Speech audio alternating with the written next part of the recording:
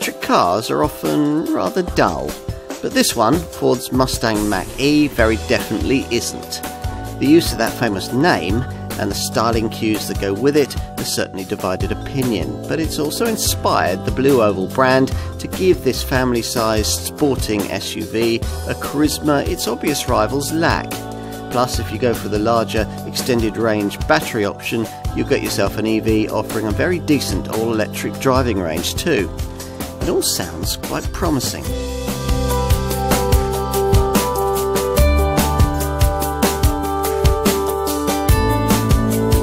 It's difficult to think of a much less environmentally friendly automotive model line than that of the Ford Mustang, yet this is the nameplate that Ford has chosen for the all-electric cars it will make in the coming era, this being the first of them, the Mustang Mach-E. This sporting SUV model is, we're told, all about fast, fun freedom, and it aims to please a whole new generation of Mustang owners. The Mach name was apparently inspired by the Mach 1 variant of the first generation Mustang, and it fits with the remit given to this car's creators, Ford's Team Edison, who were tasked with creating something completely different, an aspirational electric vehicle, an EV with soul. Is that what we've got here? Well, you might wonder. After all, this model's supposedly all-new GE1 Global Electrified 1 platform is actually a revised version of the C2 chassis used in the brand's current Focus and Cougar models. But the product itself couldn't be more different from those conventional cars, as we're about to find out.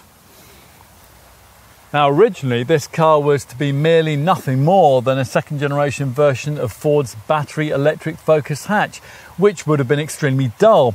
Repackaging the project based on Mustang inspiration was a masterstroke, even if it was likely to upset a few traditional followers of the iconic sports car model. Those kinds of people think Mustang means a big V8 coupe, but Ford defines this sporty model line more with phrases like freedom, pioneering spirit, and hint of rebellion. All characteristics that, to some extent at least, the brand claims are replicated here. But replicated in what? Ford keeps calling this an SUV. Actually, it's a roomy 5-door hatch aimed at the upper end of the family EV sector, a category you could almost call mid-sized in segment, which means that for rivals, instead of Nissan Leaf or Volkswagen ID3, think Tesla Model Y, Volkswagen ID4, maybe even Jaguar I-Pace or Mercedes EQC. In concept, the Mach-E is more interesting than all those rivals. It goes further on a single charge, and Ford claims it will drive better too. All of these attributes will be needed to justify the aspirational asking prices and to overcome a stack of talented competitors. Can this car deliver? Car and Driving's road test, the industry's most comprehensive, will give you all the answers.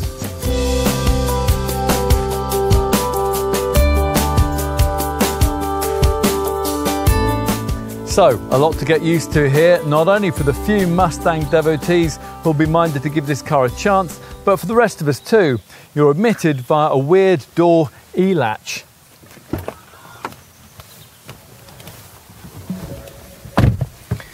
And once inside, you're informed by a huge central touchscreen that initially seems a bit big, and by a letterbox-shaped full digital cluster instrument display panel that initially seems too small, displaying some wild Mustang graphics as you get comfortable. Even in the unlikely event that you started without any preconceptions here, it's really hard not to have them. Click the Jaguar-like rotary dial between the seats into D and you'll be ready to find out. The whole Mach Jet theme leads you to expect the kind of frantic lunge away from rest which characterises some of this car's EV rivals, so it is slightly surprising to find a more measured level of thrust which clues you in immediately to the engineering care which has been lavished on the drive dynamics here. With some EVs, the throttle is like an on-off switch. Here though, it's beautifully calibrated to better replicate a combustion power unit, and a reasonably potent one too, which of course you'll need given this car's portly curb weight, which can be as much as 2.2 tons. Oh yes, combustion power units, those were the days. It seems rather quaint now, remembering all the fuss that brand loyalists made back in 2015 about the availability of a 4-cylinder engine and a model line previously defined by rumbling V8 Mustangs like the Mach-1, the GT390 and the GT500. Going forward, Ford had decided that the pony car badge should most commonly be defined by Mustangs with no cylinders at all. This one can be had in either rear-driven or all-wheel drive forms. The latter version adds to the oil-cooled rear-axle AC electric motor with a further electric motor at the front. Either way, with the base 68 kilowatt-hour standard range battery, this Ford puts out 269 PS, enough to get the rear-driven version from rest to 62 in 6.9 seconds or 6.3 in the all-wheel driven base model, with both variants topping out at the 111 miles an hour maximum that all mainstream Mach-E's share. The bigger 88 kilowatt-hour extended range battery we have here is a weightier thing, of course. The battery pack alone tips the scales at 596 kilos, so Ford increases power to match to 294 PS with the rear-driven model, which makes 62 in 7 seconds, and to 351 PS with this all-wheel drive variant, which lowers that sprint figure to 5.8 seconds.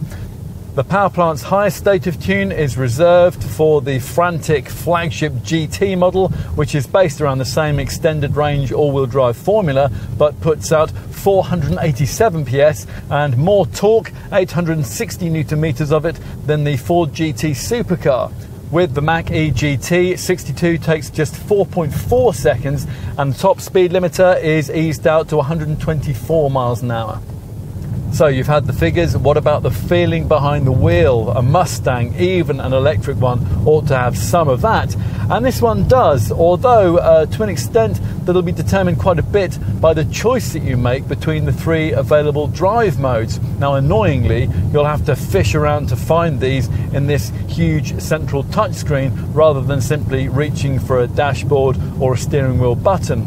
Now if, as was originally intended, this design had turned out to be nothing more than an electric Ford Focus, then those settings would undoubtedly have been called Comfort, Eco and Sport, but given the badging in play here, something a bit more evocative was called for, so instead we've got Whisper, Active and Untamed. Now Whisper, described as offering a seamless drive, calm and quiet, is good for town travel because it lightens up the steering, but you'll spend most of your time in Active, and that's called Engage on US models, which Ford reckons offers a balanced drive, fun and engaging.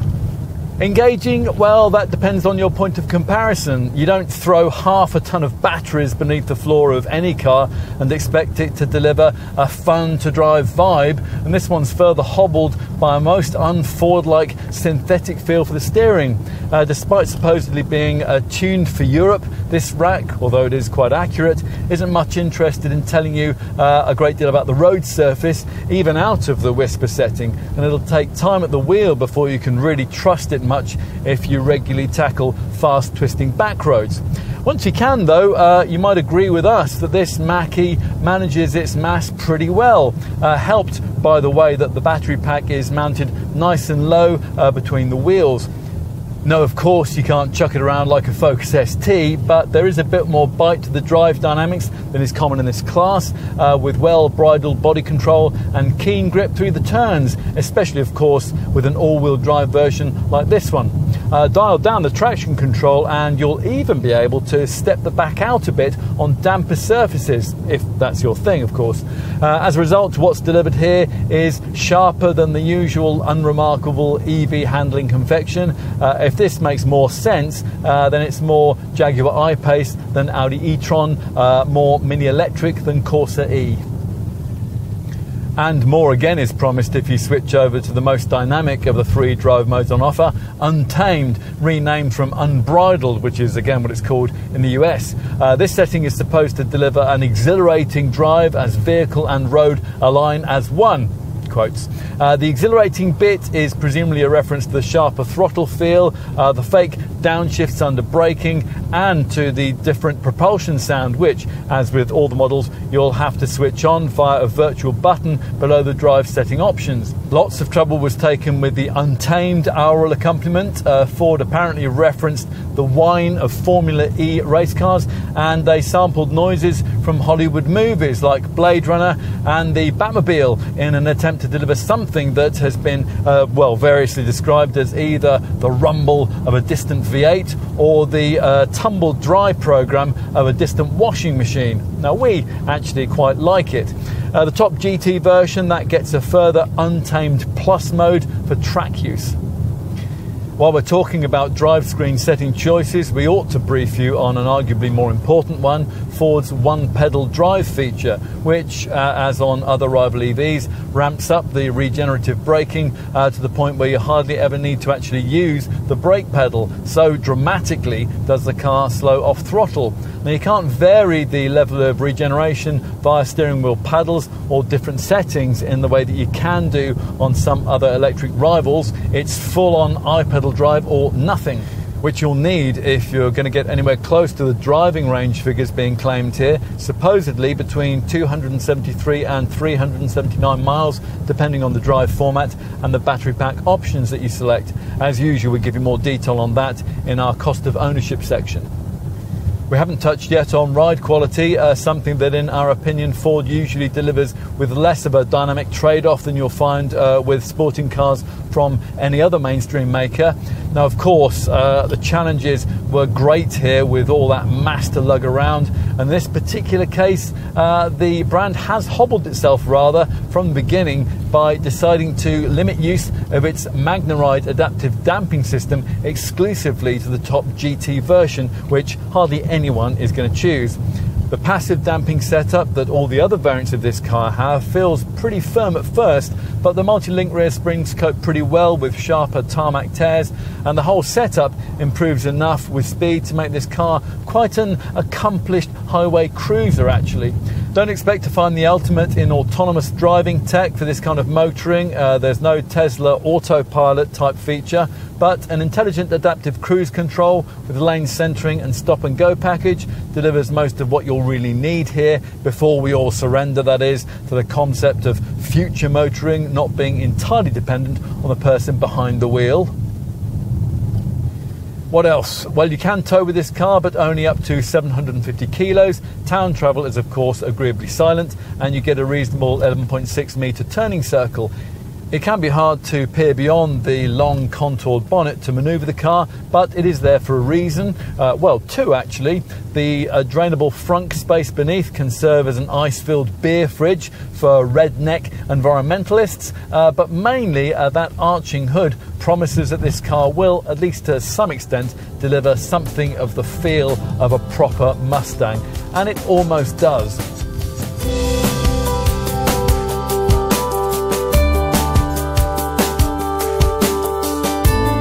There's something of a rather exclusive, unusual feel to the Mach-E, which perhaps has something to do with the fact that the styling was presided over by Ford's head of design, Jason Castriota, previously at Ferrari and responsible for the Maranello maker's 599 GTB. Here his task was to translate what Ford calls its family jewels, signature Mustang aesthetic cues, into a very different kind of car. Sure enough, they all feature these muscular rear haunches, the cab rear stance, and perhaps most recognisably, these trademark tri-bar tail lamps. Although an EV doesn't need a radiator grille, Castriota and his team couldn't bring themselves to dispense with this feature entirely, hinting at it with an outline that features a slightly different blade design with an all-wheel drive model like this one. It's flanked by LED headlamps featuring familiar Mustang angry brows, and it sits above a rather less effectively styled active lower intake. Further up, you certainly get a muscle car feel from this high, heavily contoured bonnet, even though you know that no pulsating cylinders lie beneath it. The profile is carefully crafted too, with gloss black surfacing for the roof and the lower bodywork, which you'd be able to see better without this test car's absolute black paint finish. It's all intended to give a coupe look to what is actually a large, tall hatch. A car that's bigger than you think. It's priced against models like the Polestar 2 and the Volkswagen ID4, but at 4,712mm in length, it's actually closer in pavement size to something much costlier, like a Mercedes EQC or a Jaguar I-Pace. The arches, for some reason, are embellished with little orange reflectors, house big wheels which vary in size, with 18-inch alloys for the standard range models, these 19-inch machined black rims for the extended range variants, and huge 20 inches for the top GT version. Various little profile cues designate this four-wheel drive variant, from the rear-driven stablemate, not only wheel size, but red brake calipers, and also the badge on the lower sill. Talking of badges, there aren't any Ford ones anywhere on the car, unless you count the tiny glass embossed brand references at the base and top of the windscreen and on the base of the side windows. The swept-back rear end positions this model firmly as a rival to more coupe-like segment contenders like the Audi Q4 Sportback e-tron and the Nissan Ariya. There's more gloss black surfacing for the rooftop spoiler and the lower bumper, and as at the front, this central pony car badge designates this model's Mustang family genes. As on the sports car, there's nothing that actually says Mustang anywhere on the bodywork, and nothing apart from the lack of tailpipes to indicate the EV underpinnings, specifically Ford's Global Electrified One platform, and that's basically a modified version of the C2 chassis used in the Focus and the Kuga. Getting in is interesting. That's something that Ford gives you the option to do with its phone as a key technology. This uses Bluetooth to detect your phone as you approach, unlocking the doors and telling the car your preferred vehicle settings and allowing you to start driving without getting your phone out of your pocket or using a key fob. Of course, there's always the possibility that your handset battery might be flat, but don't worry, as part of this car's e-latch keyless entry system, they've already thought of that. A backup code can be entered into a keypad on this B pillar to unlock your Mach-E, with a separate code then necessary to start the car once you're inside. There are no conventional door handles, just this illuminated button here that you have to rather awkwardly jab at. One writer likened this to having to poke C-3PO in the eye, at which point the door pops open enough for you to pull it back with this rather ugly little latch. Introducing you to an interior that's nothing like anything you'll have ever previously seen on a Ford. That wasn't the original plan. The initial development intention was simply to carry over the cabin from a Focus. As it turned out, only the wheel stalks and the gear selector dial made it from that car. And what we've got instead is a rather eclectic mix of contrasting materials, different design themes, and extra touches that you can't help feeling have been borrowed from elsewhere. Primarily this huge Tesla-like central touchscreen, which will seem aggressively prominent unless you've just arrived from a drive in a Model 3 or a Model Y, in which case you'll find it quite familiar. We're not completely sure it all works or that it entirely befits a car costing the amount of money that this one does. We'd take the rival Polestar 2's classier cabin any day, but having said that, despite the unremitting charcoal grey theme, the American-grade shiny faux leather and the rather less than solid feel, we'd prefer what's on offer here to the clinicality of a Tesla, the cheap vibe offered inside a Volkswagen ID4, or the workstation ambience of a Jaguar I-Pace. And you sit quite high on flat but supportive seats, peering out over this heavily contoured bonnet and squinting at the even more oddly shaped monitor that Ford has inserted behind this three-spoke steering wheel, a 10.2-inch full digital cluster, which, thanks to its letterbox shape, can't do much more than deliver a digital speed readout, ground speed, as Ford wants to call it here, plus also things like battery percentage, remaining range, and turn-by-turn navigation instructions. Still, at least you get a monitor in your line of sight rather than having to keep glancing over to the central screen, as you would have to do in a Tesla.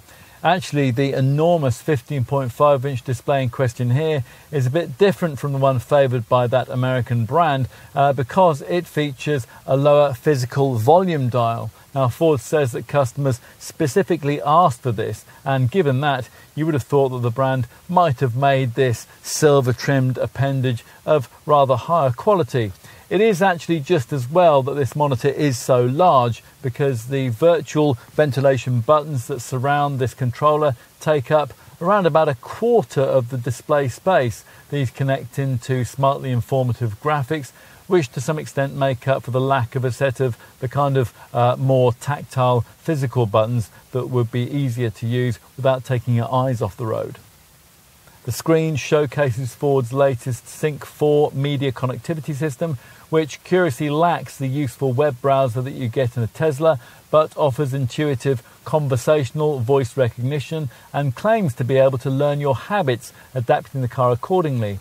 It's keen from the outset that you should insert a personalised profile to save your favoured drive and comfort settings, and perhaps more intrusively, a list of regularly visited destinations. But the idea overall is that Sync 4 can learn this sort of stuff by itself. So if you drive home at 6 p.m. every day, expect to see that route at the top of the nav screen when you reach your Mach-E for that evening commute.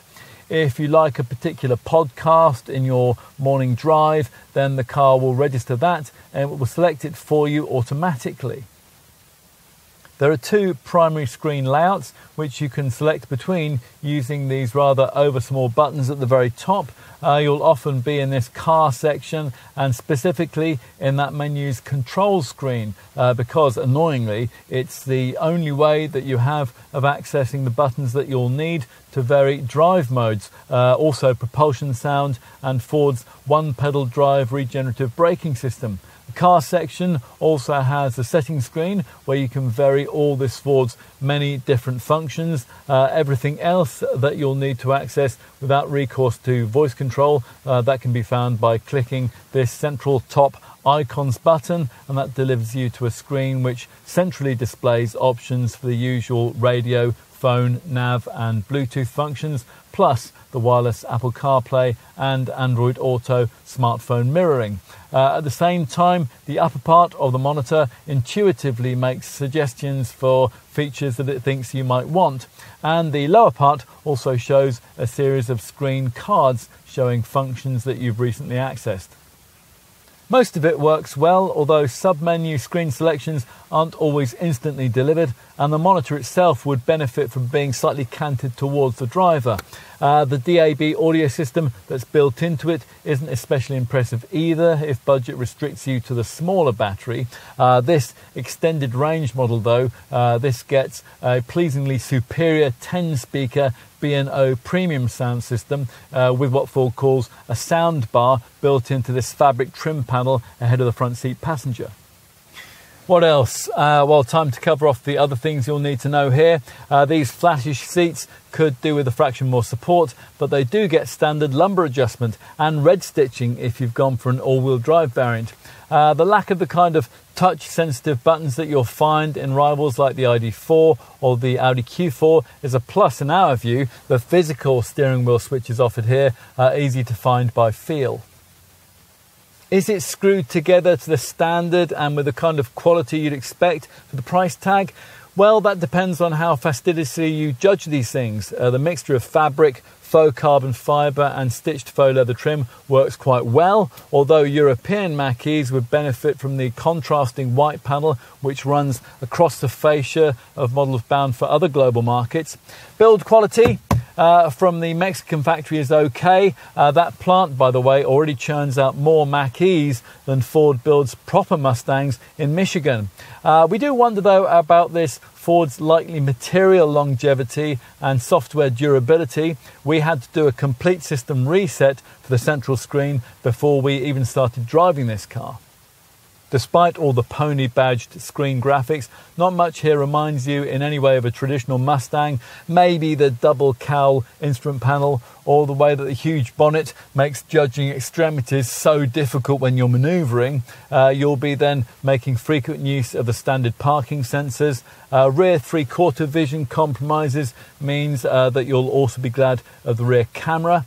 And as in the Tesla Model 3, the chunky front A-pillars can occasionally compromise your vision at junctions. Storage space is reasonable, although the glove box could do with being a bit bigger, as could the door bins, although they have a hidden cupboard section further back, which is quite useful.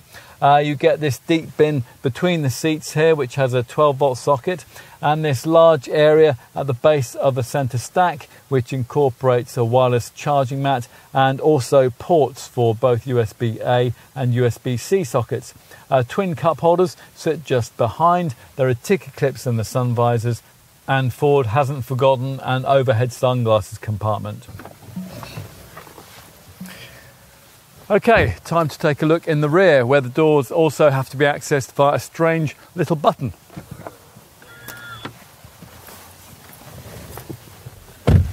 Once back here, as you'd hope, you're treated to the first Mustang model that you needn't be a eunuch to be able to sit in the back of.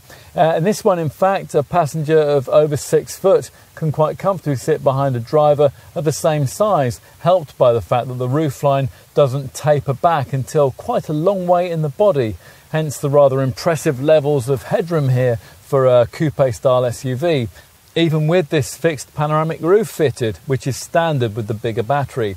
This glass top is rather impressive, by the way, not only because it's so big, but also because it has a special glass coating which helps the interior stay cooler in summer and warmer in the winter, plus an inner layer which protects against ultraviolet rays. This bench doesn't slide and recline as it would, say, on a rival BMW iX3, but the absence of a prominent transmission tunnel means a third occupant would fit reasonably easily. In their absence, you can use this central armrest with its cup holders. The door bins are rather shallow and you wouldn't get much in them, but this is the first car that we've come across which provides both USB-A and USB-C sockets in the back. Plus there are twin vents, there are seat back pockets and both reading lights and coat hooks in the grab handles. Let's finish with a look at boot space, which will be accessible via this powered tailgate, provided you've stretched to the bigger battery model. Now, we're not wildly impressed by what's delivered here. A flimsy tonneau cover positioned above the smallest trunk in the segment, rated at 402 litres. That's not much more than you'll get from a little Volkswagen ID3. Even a Tesla Model 3 Saloon has more. Still, the room on offer will probably be sufficient for most owners. It's enough for 7 carry-on cases if you can lug them up to this high cargo base. And there is a bit more space beneath this height-adjustable boot floor, although that is only because Ford refuses to include any sort of spare wheel. There's a light on the right along with the 12-volt socket, plus you'll get the usual pair of bag hooks and 4 tie-down points. Disappointingly, Ford hasn't segmented the rear bench 40-20-40 or included the sort of ski hatch you'll get on the rival Volkswagen ID4, so you can't push long items into the cabin between rear-seated folk. Flatten the rear bench and up to 1,420 litres of space can be freed up. We're not quite finished yet though, because there's a further so-called frunk space beneath the bonnet. It's an 81 litre space, mostly taken up with a central compartment for the 2 main charging leads, but like the mega box in the boot of a Ford Puma, it has a drain hole at the bottom so you can easily wash muddy boots or muddy charging leads. Neat.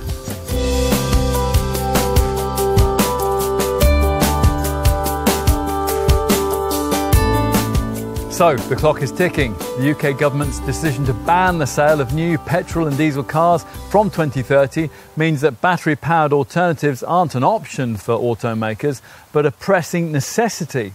Now, Ford isn't exactly in the vanguard of EV development, but the company promises it will be, and that this Mach-E will be the first in a whole family of Mustang-badged EVs that we'll shortly see. None of which you can expect to be especially cheap. This one certainly isn't. Now, you would have thought that Ford's first serious EV, it isn't actually its first. There was a battery-powered version of the previous generation Focus. You would have thought it would have been priced in its more affordable guises to qualify for the government's plug-in car grant, and that's applicable to electric vehicles costing under £35,000. But no, the Mustang Mach-E's starting price point is way above that, from launch pitched from around £41,500. Across the range, you'll be choosing between single motor rear-wheel drive and twin motor all-wheel drive formats, and in either case between two battery sizes, which we'll quote to you in terms of usable capacity. There's a 68 kilowatt-hour standard range pack with 288 cells offering 115 kilowatt high-powered charging, or an 88 kilowatt extended range battery with 376 cells offering 150 kilowatt high-powered charging, which is what we have here. The range starting price we just quoted requires you to stick with the standard range 68 kilowatt hour battery, and that'll see your Mach-E putting out 269 PS in both rear-driven and all-wheel drive forms. The latter variant requires a price premium of just over £5,000. Ideally though, you'd want to stretch to the bigger 88 kilowatt hour extended range battery pack we're trying here, which comes with a power upgrade to 294 PS for the rear driven model, and that's priced from around £50,000, or to 351 PS for this all-wheel drive model, which from launch was priced at around £57,000. Now, if you're set on all-wheel drive and the bigger battery pack, Ford also wants you to consider the manically fast flagship GT model, which includes both, paired to a considerably higher output, 487 PS, along with more torque, 860 newton meters of it, than any car the brand has ever sold in Europe. From launch, that top version cost just over £67,000. Once you've chosen your variant, you can then set to work personalising drive settings for it, even before you take delivery. A remote vehicle setup feature, available online or via the Ford Pass app, allows owners to create a personalised profile to save their favoured drive and comfort settings, along with the addresses of frequently visited places, home, work and the supermarket and so on, plus the locations of nearby charging stations.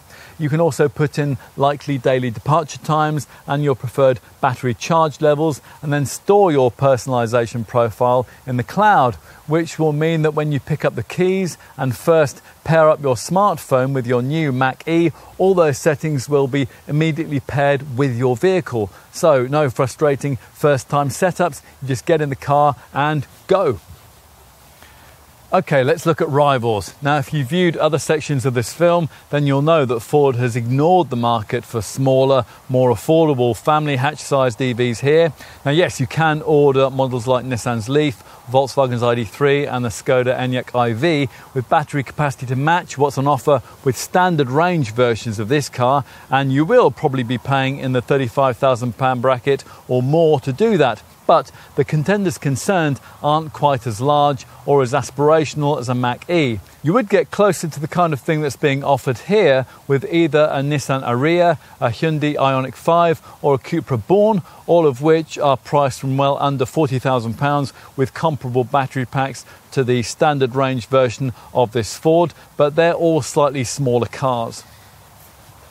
A couple of Teslas offer a slightly closer match. Ford's pricing, probably not coincidentally, almost identically matches what Tesla will charge for the standard range plus and long range versions of its popular Model 3, broadly comparable in power and mileage to the standard range and the extended range versions of this Ford, but the Model 3 is a saloon. For a little less, but not much less, you can get the Tesla Model Y, which is a 5-door hatch. For around £40,000, the Mach-E starting price point, you could probably get a long-range, large battery Model Y and perhaps even equip it with the unique in segment option of 7 seats. In the £40,000 to £50,000 bracket, you could also consider premium segment contenders like the Volvo XC40 Recharge Pure Electric, the Mercedes EQA, the Kia EV6, the Audi Q4 Sportback e-tron and the Polestar 2. The Lexus UX300e also sits in that price segment, but that's not so tempting because its 54.3 kilowatt hour battery will only take you up to 186 miles. If you can push your budget up to around £60,000, then you could consider the BMW iX3, which has an 80 kilowatt hour battery. But if you're doing that, then you might be minded to push up towards the £65,000 to £70,000 bracket, and that'll get you a car like Jaguar's I-Pace, Audi's e-tron Sportback, and the Mercedes EQC. Those are models which aren't actually all that much larger than this Mach-E. If, having considered all that, you conclude it is a Mustang Mach-E that you really want, then you're going to need to know just how generous Ford has been with the standard spec. So let's take a look at that now. The entry-level model, as we said earlier on, has a standard range 68 kilowatt hour battery and rear-wheel drive, and it comes with 18-inch 5-spoke silver alloy wheels, LED reflector headlamps, LED Mustang signature tail lights, powered mirrors with Mustang logo projection puddle lights, privacy glass, front and rear parking sensors, a quick clear heated windscreen, a Thatcham Category 1 alarm, and the clever e-latch keyless entry system, which incorporates B-pillar keypad access. Ford also supplies both a 6.7 metre home charging cable and a 6 metre high power charging cable. And all models feature 3 key driving modes: Whisper, Active and Untamed, along with the useful one-pedal drive system, which means you'll hardly ever need to use the brake. As for core cabin features, well, the most notable one is the absolutely huge 15.5-inch central touchscreen, incorporating next-generation Sync 4 media connectivity with an embedded Ford Pass Connect modem, connected navigation and natural voice search functionality. There's also wireless Apple CarPlay and Android Auto smartphone mirroring, the sort of thing that you still can't get on a Tesla. This monitor is complemented by a 10.2-inch full digital cluster that replaces the conventional instrument dials. Other key interior items include Sensico faux leather trim, which comes with grey stitching at the foot of the range. Plus there's heat for the front seats and for the steering wheel. There's a rear view camera, there's a wireless device charging pad and dual zone electronic air temperature control. You also get intelligent adaptive cruise control with lane centering and the stop and go feature, which can bring the vehicle to a complete halt in stop-start traffic and automatically pull away again. Opt to have the standard range 68 kilowatt hour battery mated to all-wheel drive, and Ford throws in a bit more: 19-inch black machined alloy wheels with red brake calipers, adaptive LED Mustang signature headlamps, black power folding mirrors and a blade style front grille design. Inside you get red stitching for the Sensico upholstery, along with 8-way power adjustable front seats and a dark headliner. If budget permits though, as we said earlier, you're probably going to want the 88 kilowatt hour extended range battery that we've been trying here. The extended range rear driven and all-wheel drive versions get all the core Mach-E features that we detailed on the base model, but with a few key additions: a full panorama roof, power folding mirrors, a hands-free tailgate and an advanced active park assist system that steers you into both parallel and perpendicular spaces merely by holding down a button. Inside, stretching up to the extended range battery models, gets you 8-way power adjustable front seats and a B&O premium sound system with 10 speakers, and that includes a really smart dashboard soundbar. That leaves only the flagship GT model, and that's recognisable by its special front grille, unique bumpers and 20-inch cast aluminium wheels with specially developed tyres and 19-inch red calipers for the bespoke Brembo brakes. The spec here also includes unique black wheel lip mouldings, GT performance seats and, perhaps most significantly, adaptive Magna-Ride suspension and an extra Untamed Plus drive mode. Otherwise, the equipment tally is the same as that for a conventional extended range battery model. Before you go on to start thinking about options, bear in mind that if you haven't owned an EV before, you'll have to set aside some budget for a garage wall box. At the time of this test in autumn 2021, the Ford connected wall box the brand will sell you costs around £560, with other EV box options available for either a bit more or a bit less, depending on spec. You'll also probably need to pay Ford more for your choice of colour, at least £800 more, and maybe more than that, because the only standard shade which comes with this car is the solid absolute black finish we have here. Beyond that, you'll be choosing between 3 premium body colours and a further 4 more exclusive shades that are even pricier. Go for the top GT and get a choice of 3 exclusive colours which are unique to that variant and which come inclusive with the price of the car: dark matter grey, grabber blue or cyber orange. With the base standard range 68 kilowatt-hour rear driven model, you can also upgrade to larger 19-inch alloy wheels. All the other options are practically orientated. You can add a detachable tow bar, mud flaps and a rear ski carrier. For the boot, you can add a liner or a load compartment mat, which is reversible and folds over the bumper to protect you when you're loading. There's also a foldable transport box and a pet carrier. The extra front storage area beneath the bonnet can also be embellished with a liner. For the cabin, you can specify velour or rubber floor mats, a coat hanger, an umbrella holder and a Garmin dash cam. What about safety kit? Well, Ford couldn't be seen to compromise here and hasn't. Apart from the usual airbags and electronic assistance for braking, traction and stability control.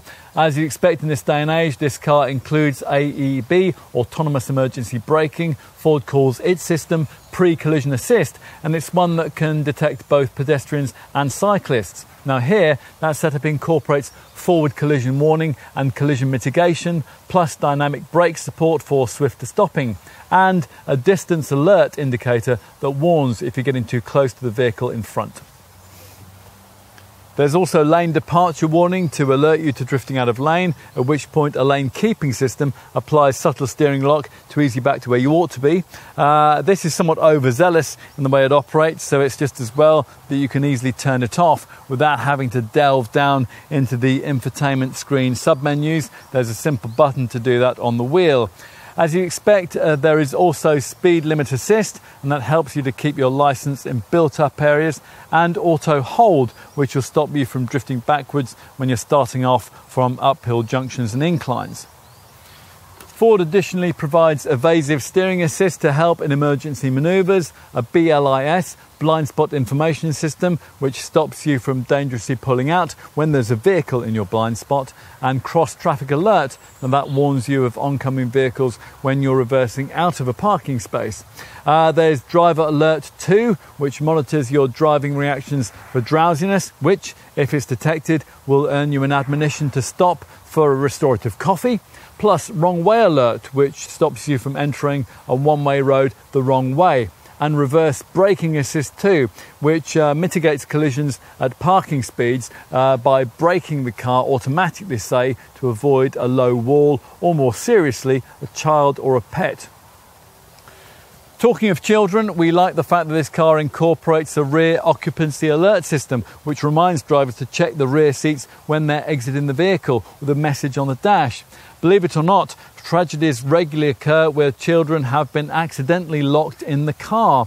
Horrifically, in the US alone, more than 800 children have died from heat-related illnesses in vehicles since 1994. And in 55% of those cases, the parent was apparently unaware that the child was even in the vehicle. On a really hot day, experts say it only takes a matter of minutes before the heat can overwhelm a child's ability to regulate his or her internal temperature.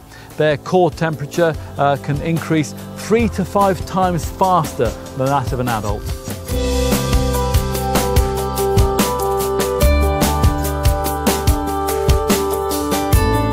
At the end of the 90s, the US Navy had a recruitment ad that read, the Beach Boys, apple pie, the 67 Mustang, 3 things worth fighting for. This modern Stang fights for something a bit different, the social credibility of EV motoring. Now, folks who will consider one will often be people who would previously have seen EVs as vehicles better suited to others, but Ford's marketing is based around this being the kind of car that you might want to consider even if being part of the whole global emission solution isn't top of your life priorities. Given the awful state of our country's public charging infrastructure, though, this car isn't going to get away from first base in the showroom stakes unless it can offer credible driving range figures. Sounds obvious? Well, it isn't to every brand in this segment. Fortunately though, Ford hasn't traded sensibility for style here, and the range figures that we've been quoting throughout this test are actually reasonably class competitive. We've briefed you on the two battery sizes on offer. The standard range 68 kilowatt hour unit, total capacity 75 kilowatt hours, which has a WLTP rated range prediction of up to 273 miles in rear driven form, or 248 miles with all-wheel drive. To give you some class perspective on that, a rear-driven Tesla Model 3 Standard Range Plus delivers 278 miles, so Ford is definitely in the ballpark. But it's also worth pointing out that for not much more than Ford wants for a Standard Range Mach-E, you can get a 77 kilowatt hour spec Volkswagen ID.4 with a 310 mile range. Go for this Ford with the larger extended range 88 kilowatt hour battery, total capacity 98 kilowatt hours, and the figure rises to 379 miles with a rear driven Mach-E, which from a drive perspective would be your variant of choice. The extra weight of all-wheel drive drops drive mileage to 336 miles with the 88 kilowatt hour extended range battery model we have here. Again, to give you some class perspective, a rival Tesla Model 3 long-range all-wheel drive model manages 360 miles. If we had chosen to test the 88 kilowatt-hour version of this Ford in its top high-output Mach-E GT form, we'd have been looking at a range of 310 miles. The official figures, of course, are all very well, but what kind of real-world mileage can you expect from this car? Well, on the basis of our testing, an average of around 220 miles is the kind of figure you'll get from the standard range 68 kilowatt-hour Mach-E. Think around 260 to 300 real-world miles from an extended range 88 kilowatt-hour model like this one. On this test, we've averaged around 3 miles per kilowatt hour, although only when we've made regular use of the one-pedal drive function for increased regenerative braking, and when we've resisted the temptation to activate the untamed drive mode, of course. A brake coach feature can, by the way, display a screen message indicating the amount of energy you've recovered while you were braking in your journey, and you can set a low battery warning at either 20, 30 or 50 miles to suit your expected level of range anxiety. What about charging? Well, all EVs come with a public charge cable, but unlike some other brands, Ford doesn't make you pay more for an additional one that can be plugged into a domestic socket.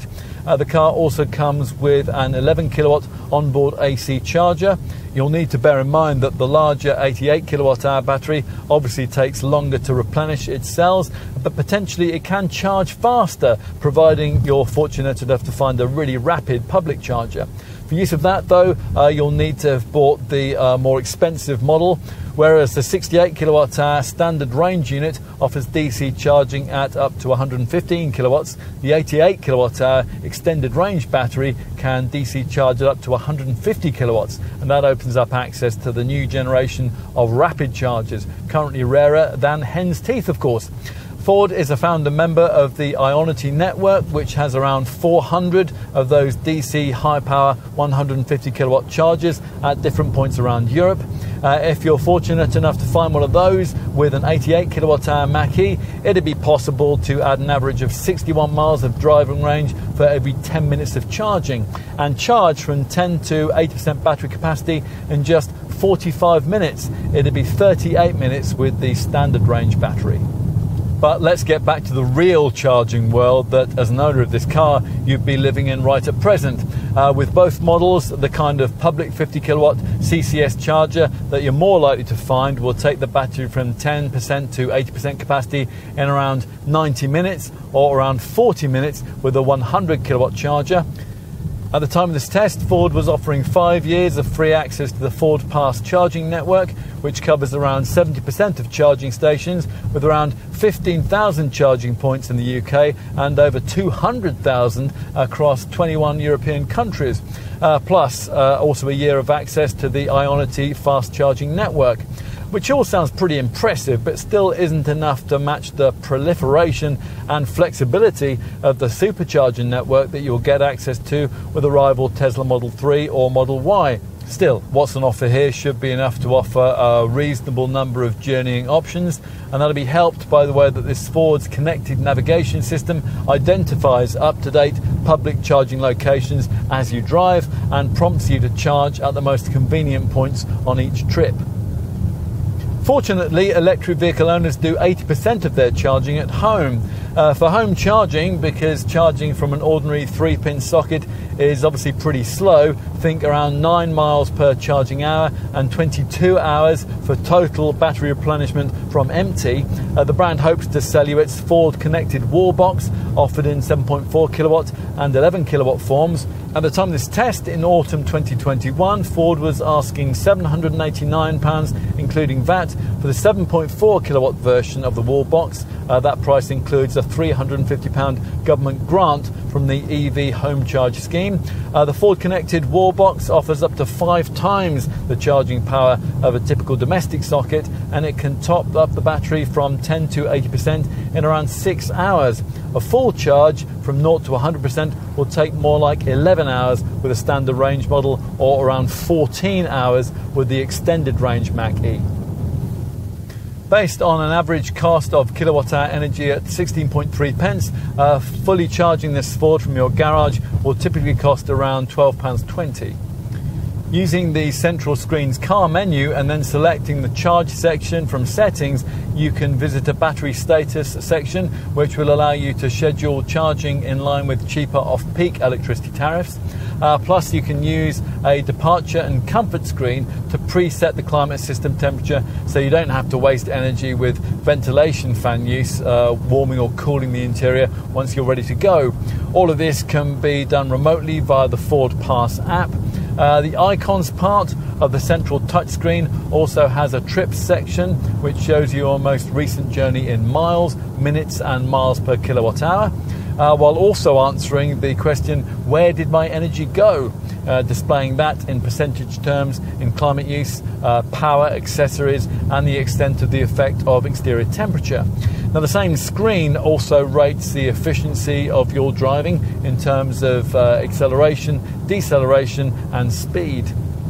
What else might you need to know? Well, any warm fuzzy feelings about saving the planet by choosing an EV like this one need to be tempered slightly. The power to charge this car up has to come from somewhere after all, and if you take power station output into account, then this isn't a zero emissions vehicle at all. Its well-to-wheels CO2 figure is about 36 grams per kilometre. You also need to consider the fact that a battery pack with the energy equivalent of 25,000 little AA batteries, as is the case with this top car's 88 kilowatt hour unit, can't just disappear at the end of their life cycles. With technology as it is at present, automotive EV batteries are going to end up in landfills at the end of their working lives, and that's about as far from being green friendly as it's possible to get. Now, solutions to this are of course gradually appearing, but whether they'll be sufficient to deal with the glut of EV batteries which is likely to descend on scrapyards in a couple of decades' time is really questionable. Right, a few more final cost of ownership details. Like all EVs, this Mach-E is exempt from road tax, and business users will benefit from a 1% benefit in kind taxation rate, which at the time of this test meant a 40% taxpayer would get a BIK bill of £165 for the 2021 to 2022 tax year, massively less than you'd have to find for a comparable combustion model. As for insurance premiums, well, the standard range model starts at Group 33E. The figure moves up to Group 37E for a standard range all-wheel drive or an extended range rear-driven model. It's Group 40E for this extended range all-wheel drive version. All of that is quite a jump from the figures which apply to a PHEV plug-in hybrid. A Ford Kuga PHEV, for example, is rated at Group 21. But the Mach-E looks affordable to insure compared to a rival Tesla Model 3. That car is rated up at Group 48. Moving on to residual values, expect this Mach-E to retain 52.7% of its original value after 3 years ownership. That's according to CAP. Other experts have published predictions up to 56%.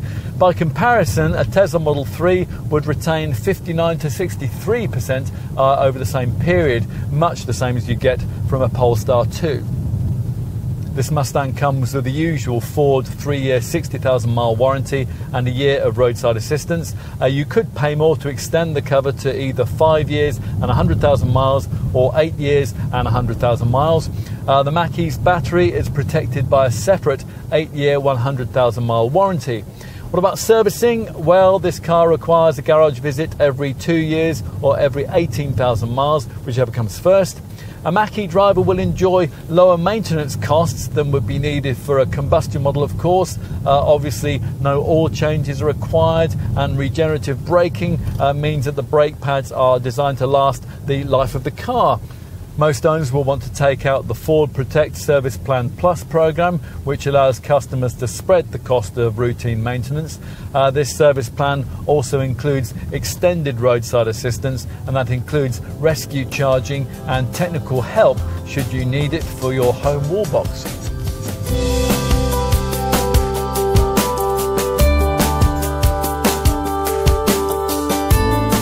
So, there you have it, the car that bridges the gap between Ford's past and its future. Far from killing off the traditional Mustang sports car, this EV will extend that model's life, driving down Ford's across-the-range emissions and making continued production of that classic sports car justifiable. It's really difficult to understand why the traditionalists who moan about use of the Mustang name here can't see that. As for the Mach-E itself, well, we like the way it's refreshingly different from anything else in the segment, not only due to the name and the bodywork, but also because of all the unusual little touches. The E-latch door system, the ground speed instrument readings, the weird drive mode names.